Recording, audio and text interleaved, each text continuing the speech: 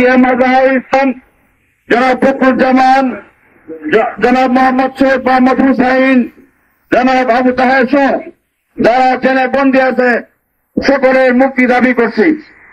এই মানববন্ধনে পিলখানা হত্যাকাণ্ডে যারা নিহত হয়েছেন, শহীদ হয়েছেন, তাদের আত্মার মাগফিরাত কামনা করছি এবং এই পিলখানা হত্যাকাণ্ডের সাথে যিনি মাস্টার মাইন্ড ছিলেন শেখ হাসিনা, তার বিচার দ্রুত কার্যকর করে তাকে ফাঁসির ব্যবস্থা গ্রহণ করার জন্য এই অন্তর্বর্তীকালীন সরকারের কাছে জোর দাবি জানাচ্ছি। আজকে আরেকটি কথা বলতে চাই। আজকে আমাদের 1971 সালের স্বাধীনতা যুদ্ধের পরে এক কাজী সিদ্দিকী নামক একজন কুলাঙ্গার, যাকে বীরোত্তম খেতাব দিয়েছে শেখ মুজিবুর রহমান, একটি মাত্র কারণ ছিল তাকে বীরোত্তম খেতাব দেওয়ার। সেই কারণটি হল স্বাধীনতার পরে এদেশের মুসলমানদেরকে হত্যা করতে সক্ষম হয়েছে, এদেশের বিহারীদেরকে হত্যা করতে সক্ষম হয়েছে, বিহারীদের বাড়িঘর দখল করতে সক্ষম হয়েছে।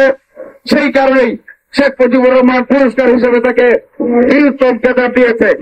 আজকে সে দুর্নীতিতে অভিযুক্ত, সে অসংখ্য মানুষকে হত্যা করেছে, খুনের দায়ে, দুর্নীতির দায়ে তাকে অনতি বিলম্বে তাকে গ্রেপ্তার করতে হবে এবং সরকারকে দাবি জানাবো যে এমন একজন নিকৃষ্ট প্রাণী বীরোত্তম খেতাব দ্রুত গতিতে সরকার বীরোত্তম খেতাব কেটে দেওয়ার জন্য আমি সরকারের কাছে দাবি জানাচ্ছি।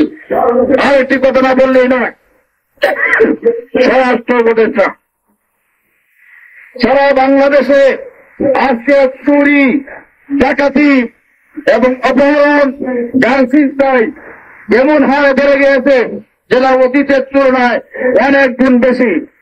আজকে স্বরাষ্ট্র উপদেষ্টা এখানে কি বলে আর পুলিশ কি করে সেটা আমাদের বুঝতে আসে না।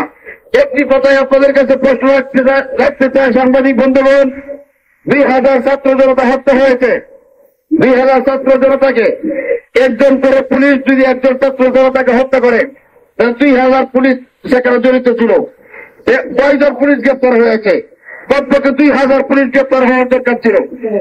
একটা মানুষকে 2 জন পুলিশ হত্যার সাথে জড়িত রাখে, কমপক্ষে 2 জন পুলিশকে গ্রেপ্তার করার দরকার ছিল। কয়জন পুলিশ গ্রেপ্তার হয়েছে? এই সরকার ব্যক্ত এবং স্বরাষ্ট্র উপদেষ্টা ব্যক্ত। এই ব্যক্ত স্বরাষ্ট্র উপদেষ্টাকে আমরা তার গতিতে দেখতে চাই না, কারণ আপনাকে মনে রাখতে হবে 2000 শহীদের রক্তের উপর আপনার একটা বসা, 2000 শহীদের চেয়ারে বসে, রক্তের উপর চেয়ারে বসে শহীদের রক্তের সাথে বেইমানি করবেন, সেটা দেশের জনগণ মেনে নেবে না। আমি আজকে স্বরাষ্ট্রমন্ত্রীকে আইন শৃঙ্খলার অবনতির কারণে আওয়ামী লীগের দূষকদের উৎপাদ বেড়ে যাওয়ার কারণে সে গ্রেপ্তার করতে ব্যর্থ হয়েছে। সেই জন্য স্বরাষ্ট্রমন্ত্রীকে আগামী 24 ঘন্টার মধ্যে তাকে পদত্যাগে ব্যর্থ করতে হবে, তাকে পদত্যাগ করতে হবে।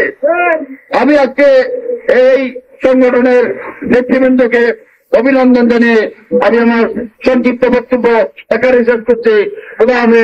বাংলাদেশ জিন্দাবাদ।